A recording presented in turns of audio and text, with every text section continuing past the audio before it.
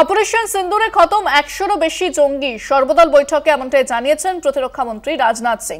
২৫ মিনিটের অপারেশনে জঙ্গি শিবিরে বড় ধাক্কা সর্বদল বৈঠকে বিশদে এমনটাই কেন্দ্র জানিয়েছে এবং কিভাবে বেছে বেছে ৯টি জঙ্গি ঘাঁটিকে নিশানা করে প্রিসিশন অ্যাটাক করেছে ভারত, সেই সমস্ত তথ্য সর্বদল বৈঠকে আজকে কেন্দ্রের মন্ত্রিসভার সদস্যরা তুলে ধরেছেন। পাশাপাশি প্রধানমন্ত্রী নরেন্দ্র মোদী যে বার্তা পাঠিয়েছেন সেটাও কিন্তু তুলে ধরা হয়েছে বিরোধী দলের কাছে।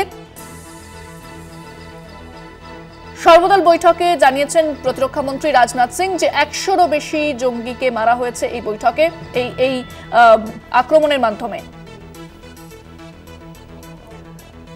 বিস্তারিত কথা বলবো, ফোনে রয়েছেন প্রতিনিধি অঙ্কুর ভট্টাচার্য। অঙ্কুরদা, ঠিক কি জানিয়েছেন রাজনাথ সিং আজ সর্বদল বৈঠকে?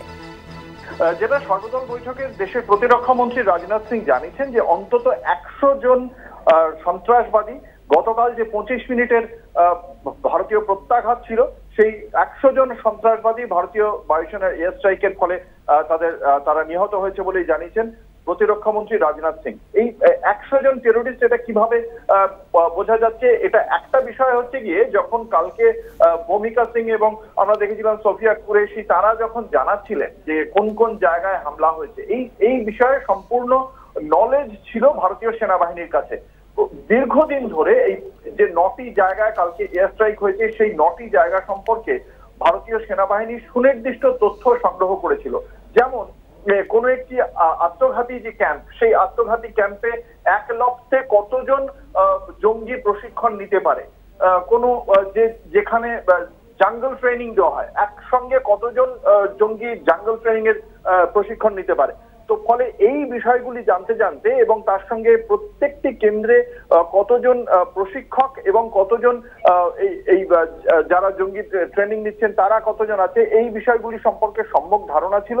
এবং তার সঙ্গে সঙ্গে কিছু কিছু জায়গায় লোকাল মিডিয়া, পাকিস্তানের লোকাল মিডিয়াও কিছু জানিয়েছিল কোন কোন জায়গায় কিভাবে নিহত হয়েছে জঙ্গিরা। যেমন মাসুদ আজহার তার পরিবারের ১০ জনকে হারিয়েছেন, সে কথা মাসুদ আজহার এই স্থানীয় সংবাদ মাধ্যমকে জানিয়েছিলেন, সেখান থেকেও জানতে পেরেছে। এবং তারপরেই যেটা প্রাথমিকভাবে জানতে পারা যাচ্ছিল যে কোনো মিডিয়া বলছিল ৬০ জন, কেউ বলছিল ৭০ জন, এবং সেই খবর শেষ পর্যন্ত রাজনাথ সিং জানালেন ৬০ বা ৭০ নয়, অন্তত ১০০ জন জঙ্গি গতকাল ভারতের যে এয়ার স্ট্রাইক, সেই এয়ার স্ট্রাইকে নিহত হয়েছে বলে জানিয়েছেন দেশের প্রতিরক্ষা মন্ত্রী রাজনাথ সিং, যা ভারতীয় সেনাবাহিনীর জন্য একটা অত্যন্ত গুরুত্বপূর্ণ সাফল্য বলেই মনে করা হচ্ছে। ইন্দ্রাণী, ধন্যবাদ অঙ্কুরদা।